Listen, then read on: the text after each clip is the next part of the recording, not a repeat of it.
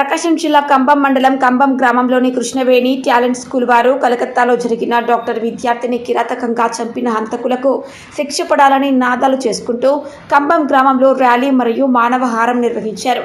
కార్యక్రమానికి కంబంలోని డాక్టర్లు doctor Ismail, doctor Kiran, doctor Taufiq Hussain, doctor Ghaffar, doctor Saddam మరియు Krishnaveni talent school director Bajid Basha, Krishnaveni talent school principal Rajasekhar, ఉపాధ్యాయులు మరియు విద్యార్థులు పాల్గొన్నారు.